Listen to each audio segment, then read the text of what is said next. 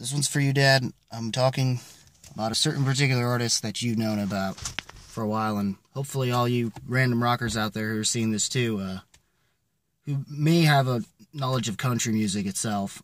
I'm not huge with that. That's why it's usually a more rock-driven channel.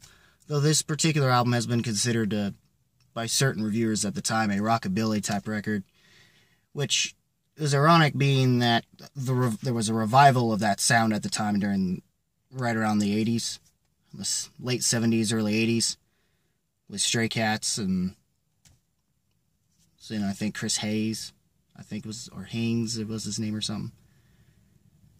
Other than that, for the first half, which is like side A, if you were to listen to it like on a cassette or an 8-track, it was pretty well the better half, and then you had your B-side. And that's how they always did things like back then, with vinyls or cassettes and everything. And with this album, you definitely you see that, but even with that being said, for the B-sided stuff, even he wanted to make sure those felt like they could work as number one hits in a way. And they did. They honestly did.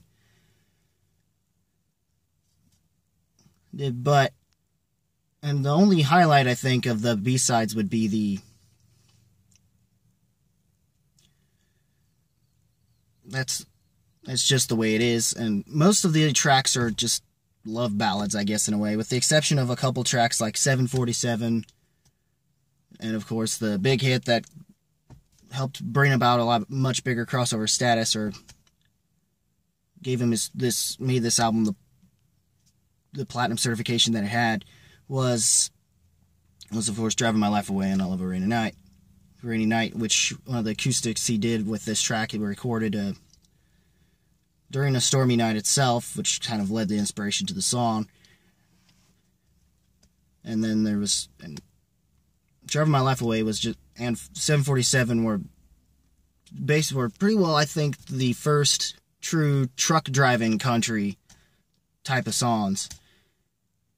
Or at least something that would become the foundation of that for when it eventually would come out around the later 80s. Or so. And then with the instrumentation on this is pretty damn solid. I think is definitely one of his better known guitar solos. I mean, with Love Her Any Night, I remember when my dad was just, if I wasn't holding this thing right now, I'd show you, but just strumming along, just doing one of these jigs, kind of like an Elvis thing. It was fun. It was funny. Always fun, Dad, when you did stuff like that. Hey, Rabbitt is always the one name I could think of that usually always brings about good times when it came to you and me, you know? And that's kind of all that's not really all I have to say about it, but this record just, after about 3 listens, it took, I mean, you could tell there's still some 80s cheese with some of the other tracks, just to really bring in some of the more crossover into more mainstream pop type stations and stuff during the time. Though the first tracks are still more country driven, but in a rockabilly type way. And they really do, and it really shows a lot more. Whew, it's hot in here. Fuck. Anyway, better make this quick then.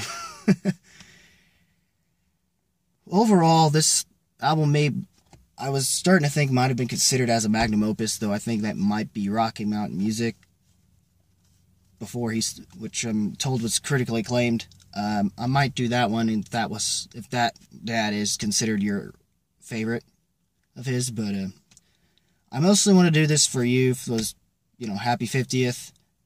I wanted to do this sooner, but I really wanted to do this right. I'm not sure if that's ever really possible, but this is the best I can do given my time frame and circumstances. And if you didn't like it, then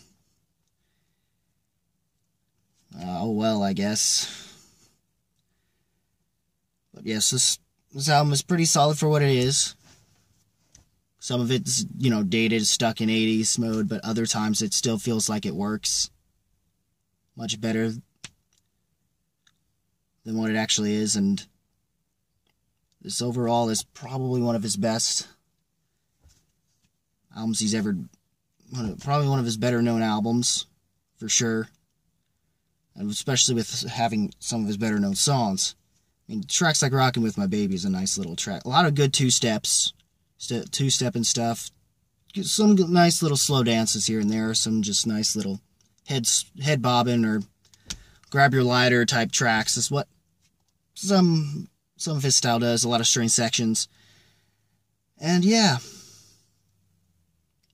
Nice use of steel guitars. He does play some, from what I heard, he had played a mean lead. Especially with not just tracks like I Love Her 89, but also 740, but throughout most of the A-sides of 747 and stuff, and then the final track, That's Just the Way It Is as well, before fading out and ending this album off. But again, overall, it's a solid release. I also wanted you guys to know, if you've never heard of Eddie Rabbitt, this album is definitely interesting enough and worth your while to check out. And yeah, and that's it, guys. What did you guys think about this? Comment below. Let me know. And Dad, if you are watching this, also let me know if I'm missing anything in particular, and maybe through you, maybe some people can learn a little more about some of these good old country artists that we don't get to hear much of often anymore. That is just sorely missed, especially since this man had died of some, I think, lung cancer or some kind of cancer, and it just sucks. I mean, it happens in life, but it just sucks. And I never really got to know much about him until around high school, but I never really thought much of it at the time. But yeah, it was really nice, and yeah, that's all I gotta say, guys. And again, what did you guys think? Comment below, let me know. Rock that like button with thrust if you must for this video. And as always, guys, keep it random, keep it real, keep it rocking. And I'll see you next time.